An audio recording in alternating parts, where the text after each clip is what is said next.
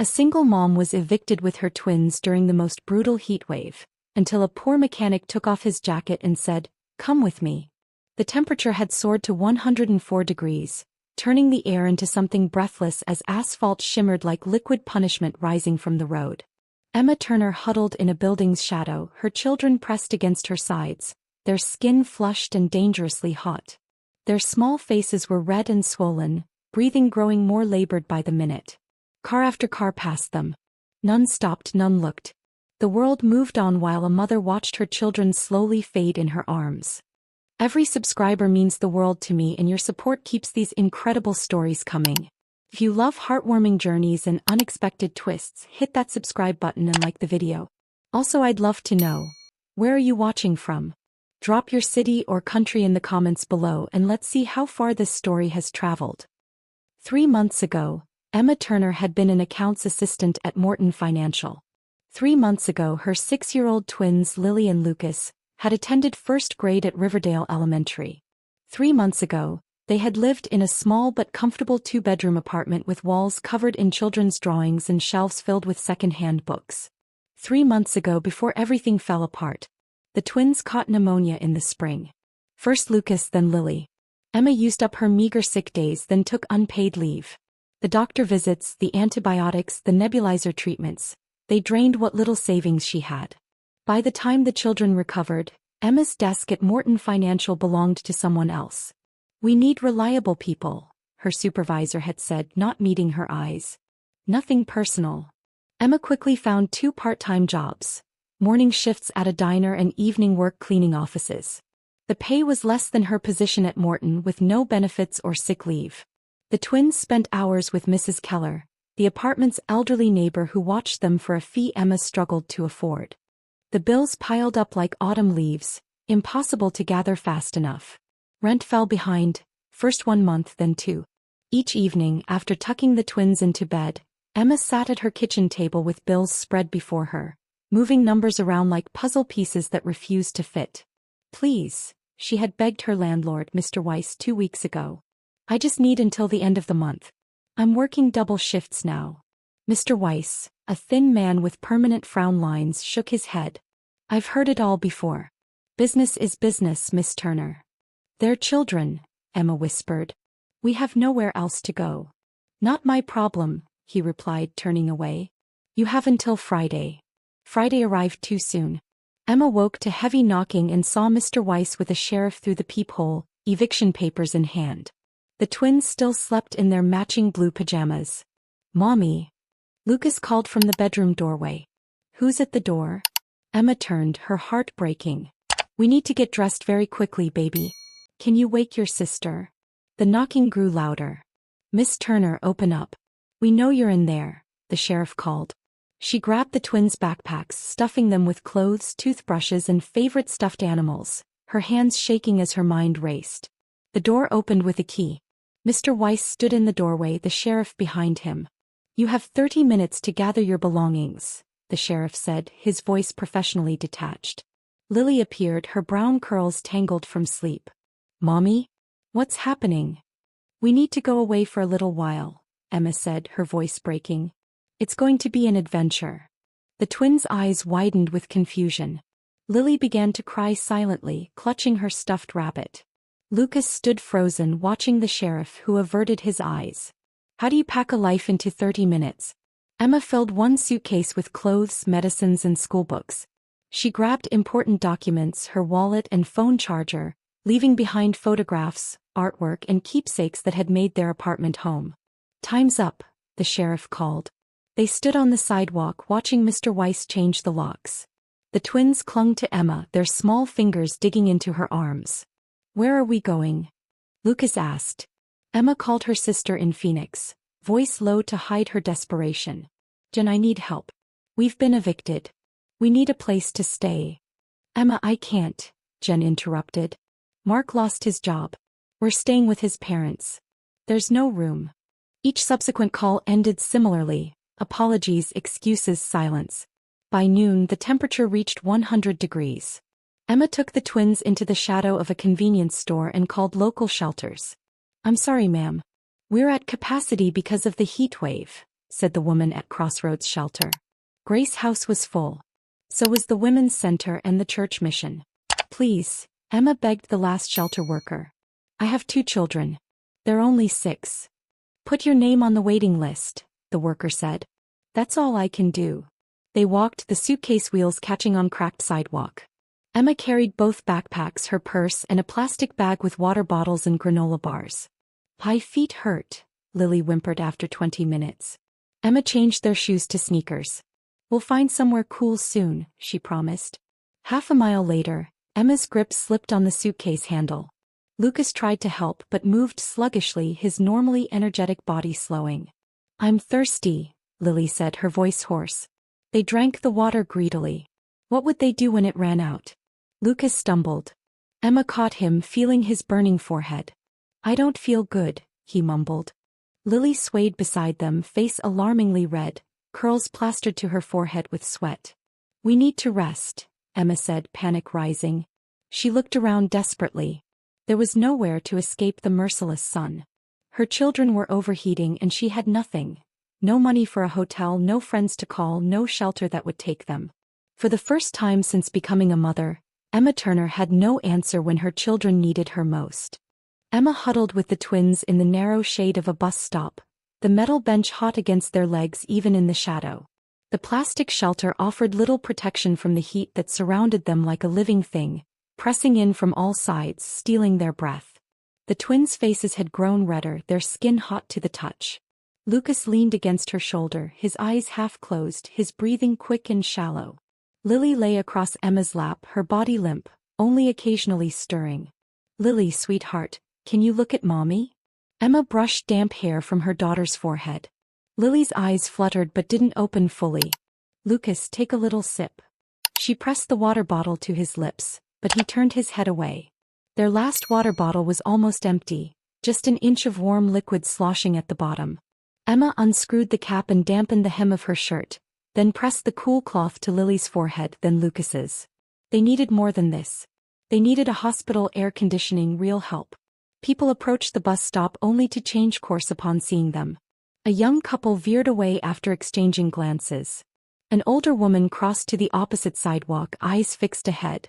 The shadow of the shelter shrank like Emma's hope, receding minute by minute as the sun climbed higher in the merciless sky. Excuse me, Emma called to passers-by, her voice growing hoarser with each attempt. My children are sick. Could you please help us? Her pleas met with averted gazes, mumbled excuses and quickened footsteps. Car after car drove by, none stopping. The world continued while Emma sat with her children growing dangerously still. Lily whimpered in her sleep, the sound barely audible over traffic. We need to move, Emma whispered, more to herself than to the twins. She gathered Lily in her arms, the child's body radiating heat against her chest. Lucas, can you stand up? We need to find somewhere cooler. Lucas nodded slightly but made no move to rise. Emma shifted Lily to one arm and helped Lucas stand with the other. His legs buckled. Emma caught him, now balancing both children. Just a little walk, she said, forcing steadiness into her voice. Just to that store over there. The convenience store stood a block away, its neon open sign promising refuge. Emma half-carried, half-dragged Lucas toward it, Lily limp in her other arm. Their suitcase and bags remained at the bus stop. Nothing mattered except getting her children somewhere cool. The store's air conditioning hit them like a wave as Emma stumbled through the door. The teenage cashier looked up from his phone with a frown.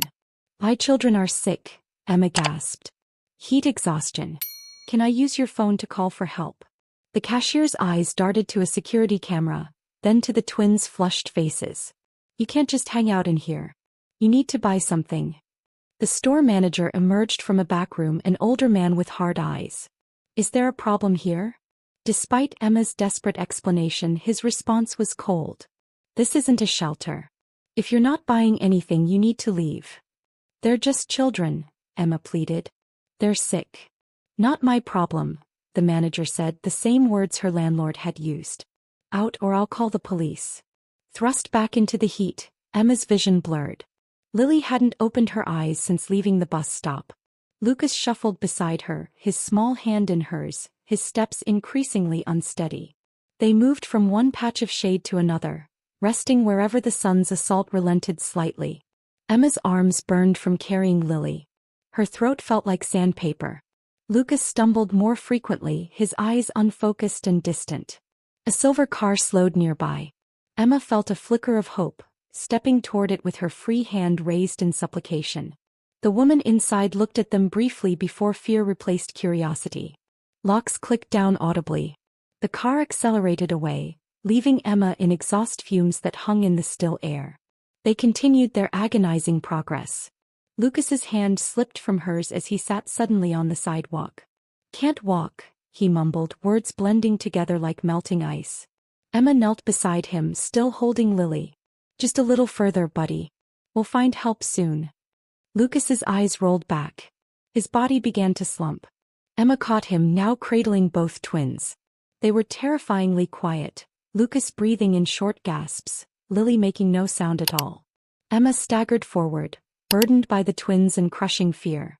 Her vision narrowed as black spots appeared. She spotted a bench outside an auto repair shop and collapsed onto it with the last of her strength. The twins lay across her lap, chests rising and falling in shallow, rapid breaths. Emma stroked their hair, their faces, willing them to open their eyes. "Please," she whispered to the empty air. "Someone help us." Tears fell onto the twins' flushed faces. Tools clanged in the distant garage bay. But no one came. No one saw. No one cared.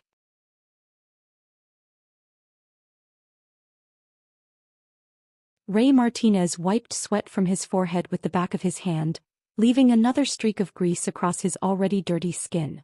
The small fan in the corner of his garage barely stirred the hot air. Even with the bay door wide open, the temperature inside Martinez's auto repair hovered around 95 degrees. He'd been working since 6 that morning, trying to finish Mrs. Guzman's timing belt before she came back at closing. The elderly woman depended on her ancient Toyota to get to her dialysis appointments. She couldn't afford the repair, but neither could Ray afford to do it for free. Not this month. Not with the rent on the garage 3 weeks overdue. He straightened up from under the hood, stretching his aching back. 42 wasn't old, but 15 years of bending over engines made his body feel twice that age. The electric bill sat on his workbench, stamped with a final notice. Beside it lay the water bill and a letter from his landlord. Ray hadn't opened that one yet. He already knew what it said. A movement outside caught his eye. Through the open bay door he saw a woman sitting on the bench across the street. She hadn't been there when he'd started on Mrs. Guzman's car. The woman had 2 children with her, small ones, maybe 5 or 6 years old. They lay across her lap, unnaturally still in the brutal heat. Ray turned back to the Toyota. Not his business. Everyone was struggling these days.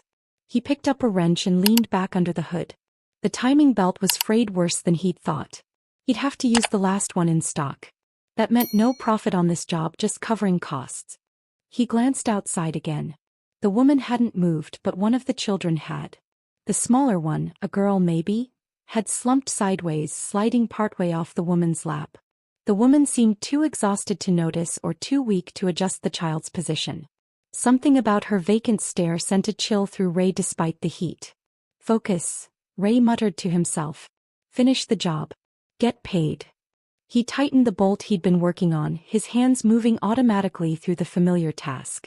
But his eyes kept drifting to the bench across the street. The scene triggered memories of sitting outside a gas station at age 9, his mother suffering heatstroke while they waited hours for help.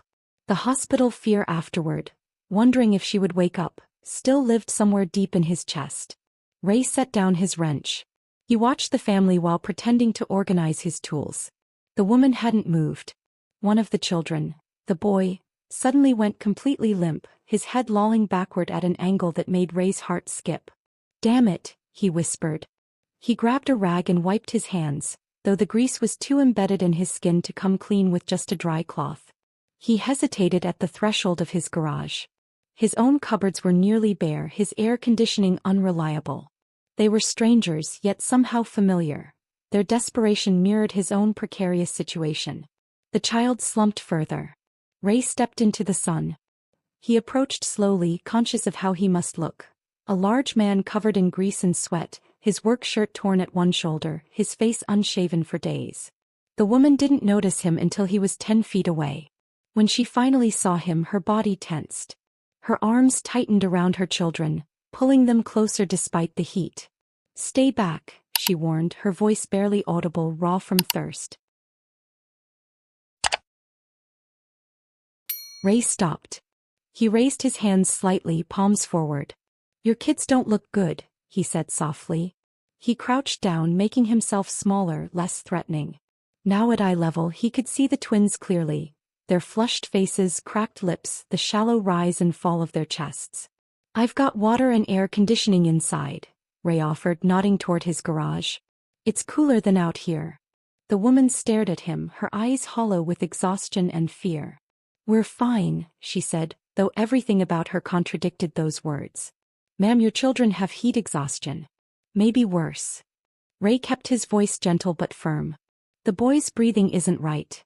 "You don't know us," she said, her arms still tight around her children. "Why would you help?" Ray hesitated. He recognized the desperation in her eyes, the same look he saw in his own mirror some mornings. "Because someone should," he said simply. The woman's gaze flickered between Ray and his garage. Distrust warred with desperation on her face. The boy in her arms moaned softly. "I'm Ray Martinez," he said, pointing to the sign over his garage. "That's my shop. Been here 8 years. I got clean water, some ice. Door stays open. You can leave any time. But those kids need to cool down now." The little girl made a whimpering sound, her eyes fluttering but not opening. That seemed to crack something in the woman's resolve. She nodded once, almost imperceptibly. Ray stood slowly, careful to keep his movements measured. The woman tried to stand but stumbled, the weight of 2 children too much for her exhausted body. Without thinking, Ray stepped forward to help, then stopped himself when she flinched. "Sorry," he said, backing away slightly. The boy's head rolled to one side, his breathing becoming more labored. Ray gently laid his work jacket over the boy, whose skin felt frighteningly hot. "Come with me," he said softly, extending his hand toward the woman. "Please. Let me help." Ray led Emma through the garage, weaving between half-assembled engines and tool cabinets. One arm supported her elbow, the other carried Lucas. Emma followed, clutching Lily against her chest, her steps unsteady on the concrete floor. The air inside the garage felt cooler than outside, but not by much. A single box fan circulated hot air from one corner. "Just up these stairs," Ray said, nodding toward a narrow wooden staircase at the back of the garage. "Watch your step." The stairs creaked under their weight.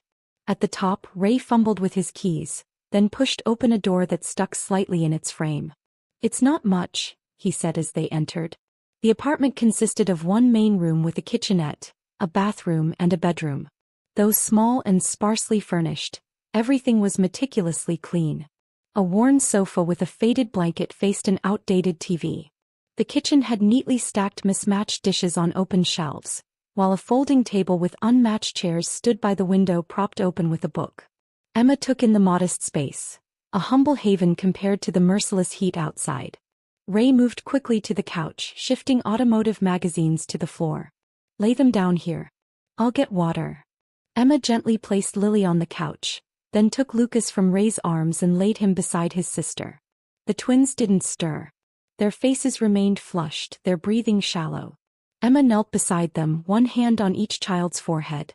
Ray returned with a plastic basin of water, ice cubes floating on top.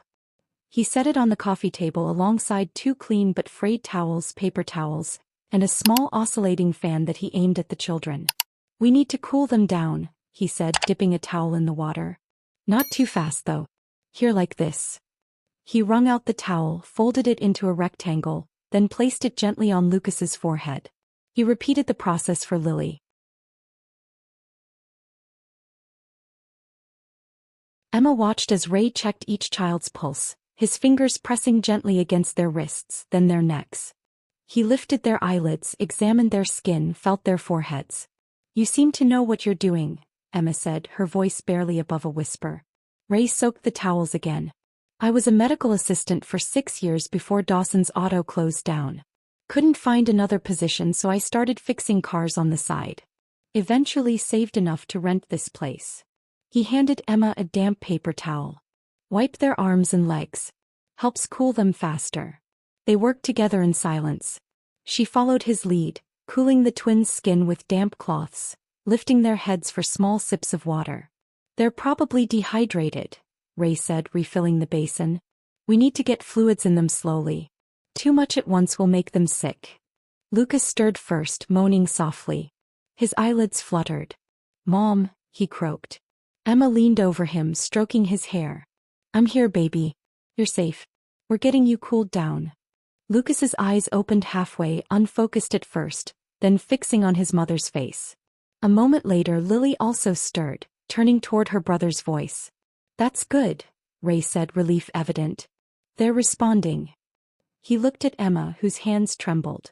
When's the last time any of you had something to eat? Emma shook her head slightly. Yesterday morning, maybe? We had some granola bars, but... She trailed off. Ray nodded and stood up. Keep cooling them. I'll make something. In the kitchenette, Ray opened the nearly empty refrigerator. He pulled out peanut butter, bread, and the last pieces of fruit. He sliced the fruit thinly, then made 4 sandwiches, cutting each into quarters. Small bites, he said, bringing a plate to the coffee table. Don't let them eat too fast. Emma helped Lucas sit up. Where are we? He asked, looking around. This is Ray's home, Emma said. He's helping us. Ray offered a small wave. Hey buddy. You gave your mom quite a scare. Lucas's gaze moved to the food. Ray nodded. Go ahead. Eat slow though. Lily had also regained awareness. Emma helped her sit up, then offered her a piece of sandwich. The little girl nibbled at the edges. Good, Ray said. He filled 2 more glasses with water. Keep sipping. Little by little. As the twins ate and drank, color returned to their faces. Their breathing normalized. Lucas asked for more water, his voice stronger. Emma felt tears spring to her eyes watching her children recover. Thank you, she whispered to Ray. I don't know what would have happened if... Don't think about that, Ray interrupted gently. They're going to be fine. The sun began to set. The twins rested against their mother, alert but tired. You should all get some rest, Ray said. You can take the bedroom. Emma shook her head. We can't take your bed. The couch pulls out, Ray said. The bedroom's quieter. Better for the kids. Please, Emma began, tears filling her eyes again. You saved them. You saved us. Ray turned away embarrassed. Just doing what anybody would do, he said, though they both knew that wasn't true. Get some rest. Things will look better in the morning. Emma woke with a start, momentarily confused by the unfamiliar ceiling. Sunlight filtered through thin curtains, casting squares of yellow on a worn hardwood floor that wasn't hers. The twins lay beside her, their small bodies curled against each other on a bed with mismatched sheets. Yesterday's events rushed back. The eviction, the scorching heat, the twins' illness, the mechanic who had taken them in.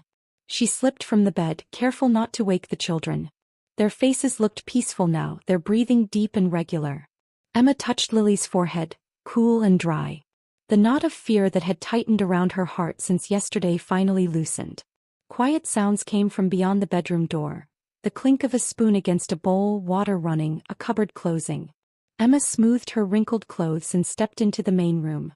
Ray stood at the small stove, his back to her. He wore the same jeans as yesterday but a clean work shirt with the sleeves rolled up. The smell of coffee filled the small apartment. On the counter beside him sat a carton with 2 eggs, an almost empty gallon of milk and a box of store-brand cereal. Morning, he said without turning around. Hope the kids slept okay. They did, Emma replied. They look much better. She hesitated then added, thank you. For yesterday. For everything.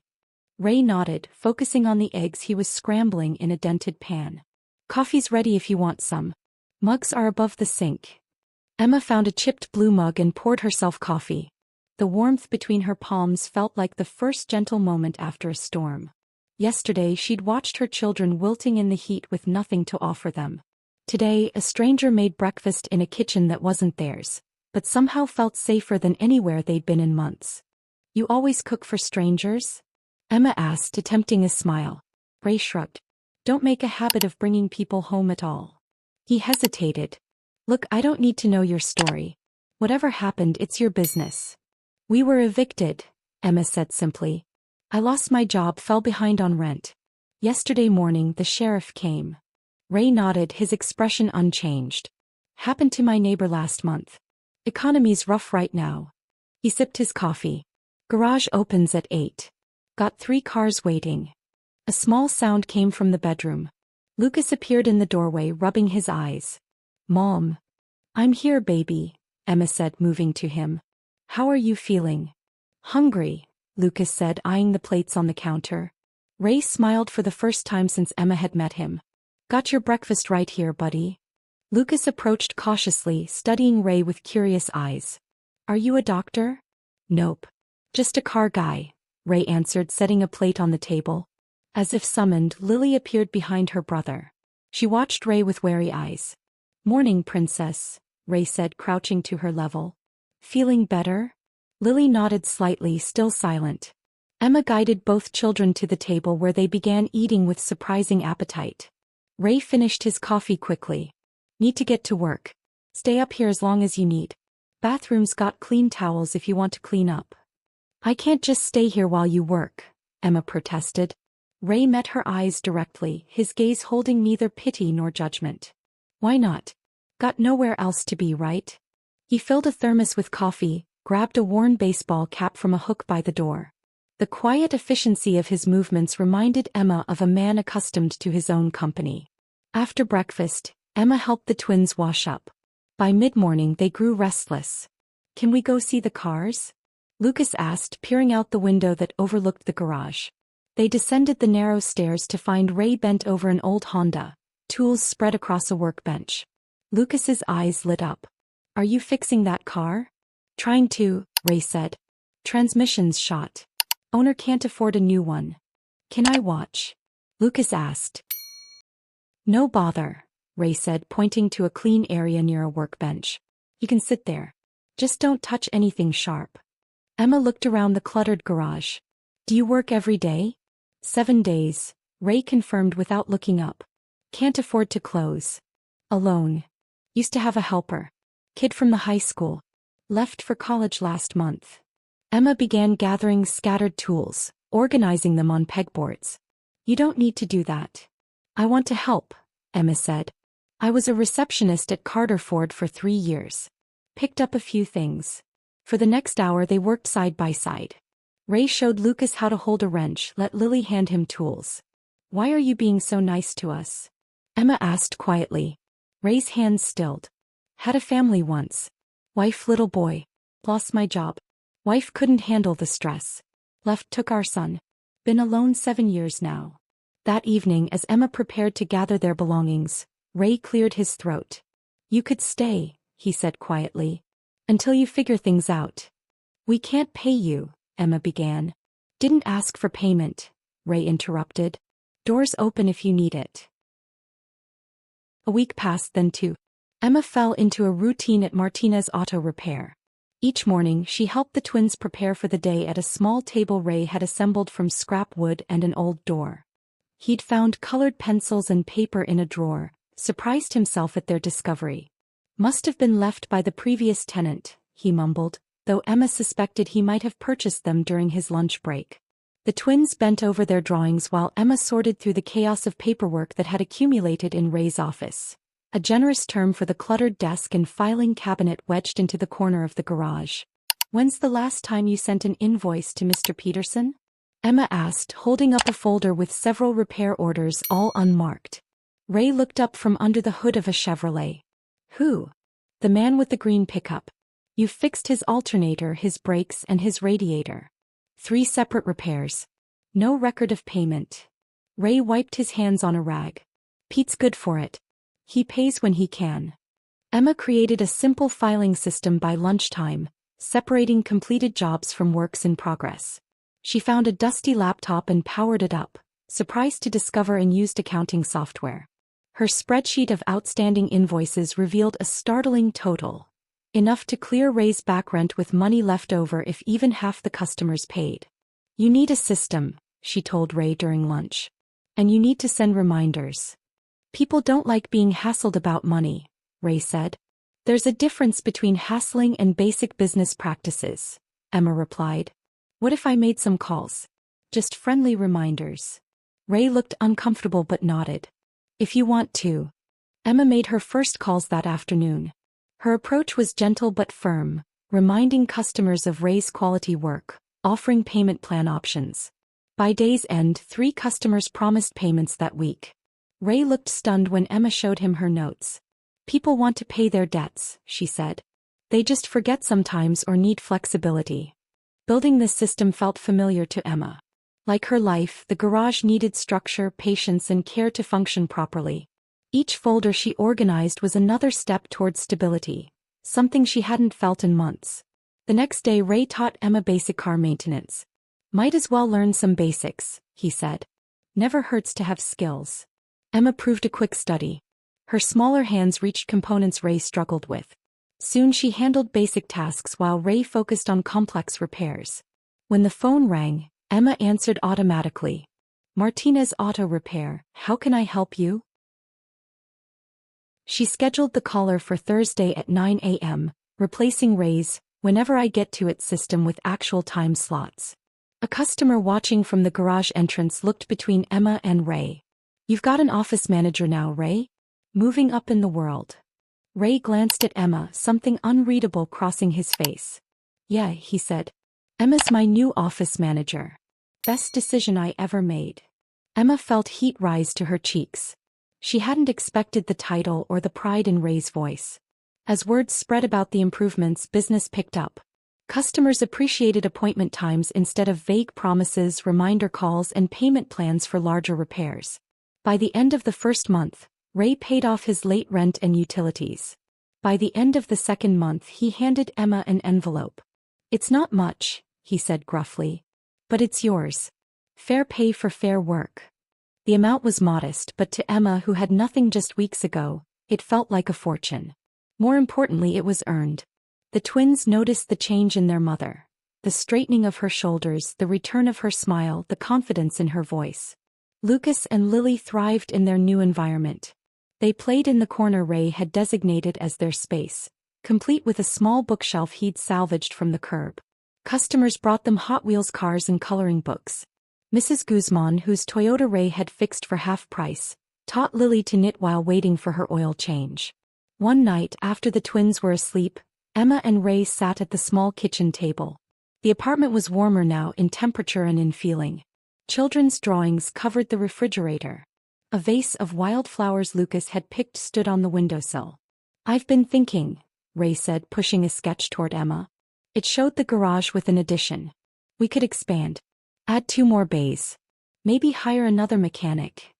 Emma studied the drawing. That would double your capacity. Our capacity, Ray corrected. If you wanted to make this official. A partnership. A partnership? Emma repeated, the word catching in her throat. You've changed everything, Emma.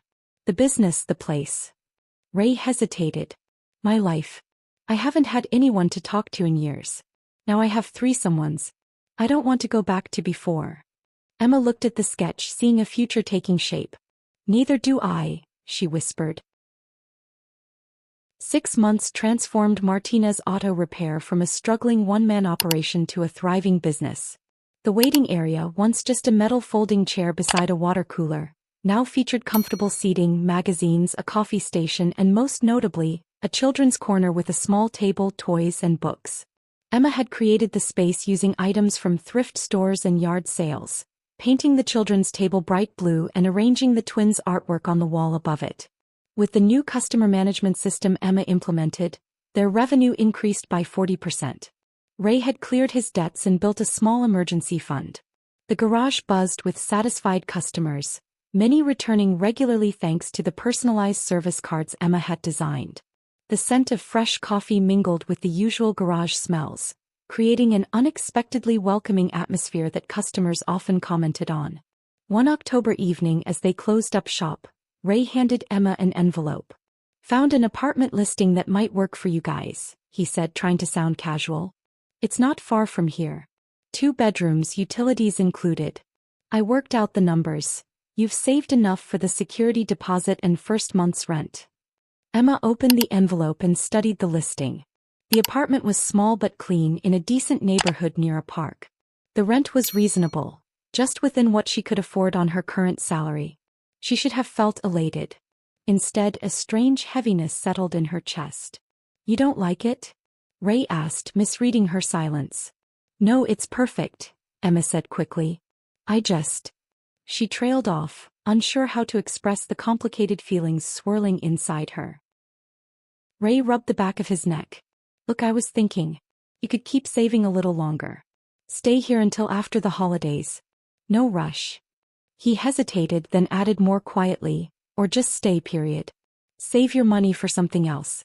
The kids seem comfortable here." Comfortable was an understatement. The twins had bloomed in the months they'd lived above the garage.